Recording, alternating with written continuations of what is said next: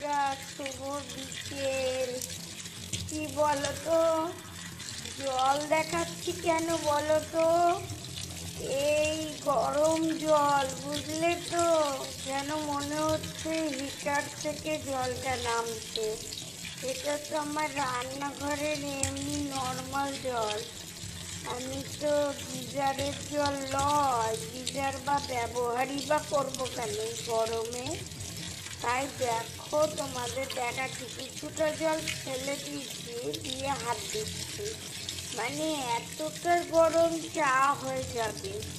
হ্যাঁ, চা হয়ে যাবে এই জলে। বলে এত গরম জল কলকাতাতে, মানে বুঝতে পারছো? এই প্রথম আমি এতটা গরম জল দেখছি। এর আগে দেখিনি এরকম গরম জল।